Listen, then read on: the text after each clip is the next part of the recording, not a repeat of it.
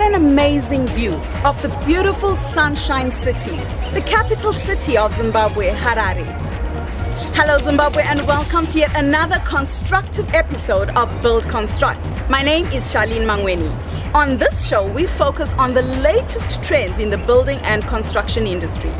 Last week on the show, we focused on the different stages that lead up to building your own house. Now, if you missed our show or if you missed any of our episodes, remember to like our Facebook page, that's Build Construct Zimbabwe, or you can watch any of our previous episodes on our YouTube channel, Build Construction.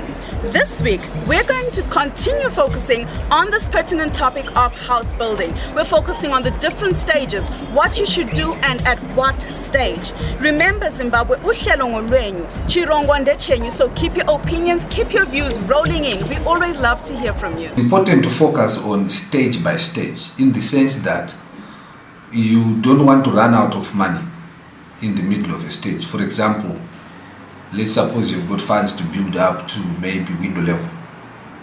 It may be appropriate for you to allocate your resources to build up to slab level, complete everything, and stop. And gather enough resources to move from brickwork from slab level straight to wall plate level. Wall plate level means the whole brickwork structure on the property is done. You are now ready to put your trusses and proceed with the project.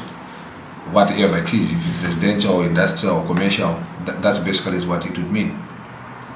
So the stage planning is critical because it then enables you to also see how the progress is going through. And it's important that you get and plan for a schedule of activities, meaning what activities are going to be running from day one and which activities are going to be running concurrently. Like, for example, I'll start off saying the foundations. You are now putting in your slab. Your electricians will now need to come in and also put in their conduiting in the slab for plugs. Your plumbers will need to come in and put in their plumbing for the key, shower, traps and that kind of stuff. So it's important. Otherwise, you find people doing the slab and finishing, and then they realize that the electrician was not there to do what they were then supposed to do. Because once that part is coordinated well, you find that your project flows smoothly. The next stage, of course, this one is a continuous stage. Supervision, I can't overemphasize that because it's necessary. I think what I would urge us to understand is that at the end of the day, you have built your structure, big or small, whatever size. What people see at the end of the day is the final product. We are not concerned about what has gone into the foundation. We don't see it.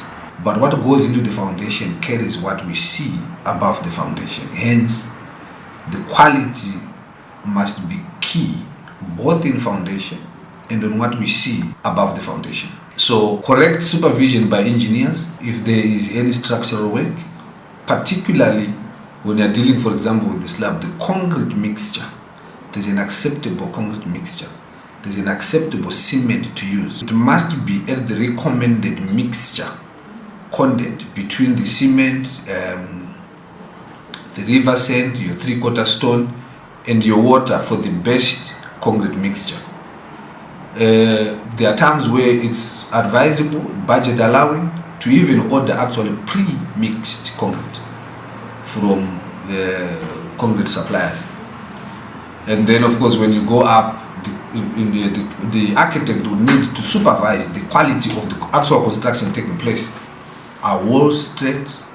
Because if they are not straight, they are going to be corrected by plastering, which means the plastering is thicker, it becomes more expensive, there are kind of loss of materials that are highlighted earlier on. It really means the structure may not be strong. There are houses that even crack before the roof even sits on them. And they really pose a very serious health hazard. Above all, you are having to redo, which is a further wastage of capital that is dearly required. Normally, if you've got a civil engineer on a project, they should cover all the necessary structural inspections required for the structure. For electricals, there's need to have an electrical engineer check and inspect and make sure that the installations are done correctly.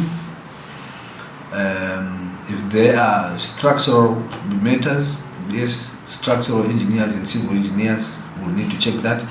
It is important though that if it's for any project that falls under a local authority, that the local authority inspectors are called in at the relevant stages to come in and inspect. And today you still find a lot of structures going up and getting completed without inspections being undertaken.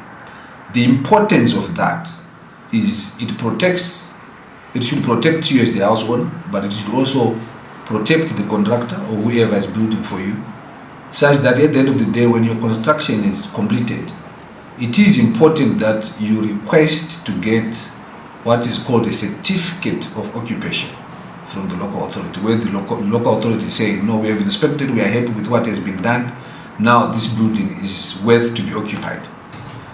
But a lot of people build and do not get this certificate of occupation. And sometimes when you are now selling, you then find out that the local authority requests for a certificate of occupation and you are penalized to get that inspection done. Well, when you do your construction, of course, you must make sure that there are relevant services to support whatever you are building.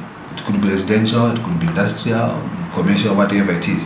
By services provision, I'm basically talking about, is there sewer articulation?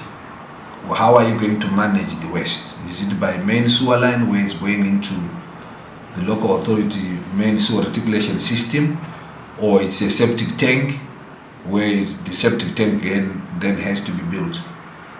But currently you find a lot of developments taking place where there must be sewer articulation because of the stand size. For example, the minimum stand size that allows a septic tank in City of Harare is 2,000 square meters, plus minus 10% possibly.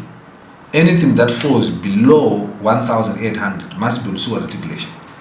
And you find areas developed with 1,000 square meters or less even, there is no sewer articulation.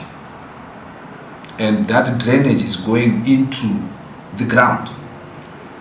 And that contaminates the entire water system. And you still find in that situation, because there is no sewer articulation, it's going straight into the ground, right next to where the sewer is getting discharged into the ground, there is a well where people are actually fetching water to drink and to use. And you can imagine the kind of health risk that goes with that. So it is important that as an owner, when you are looking for a property, say to buy for residential purposes, is to make sure that there is, if it's sewer, there's the really sewer articulation that has been approved and that's working, that there's water articulation because you need to connect to water, and that there's electrical articulation and roads. Roads is a big issue. You find suburbs coming up where there are absolutely no roads, and it shows the kind of pressure and demand that's on our housing delivery system. But I do think the relevant authorities, both the local authorities and our Ministry of National Housing, that there is a lot of effort that's been placed by these offices in assisting people to have the necessary services and provision of stands and housing.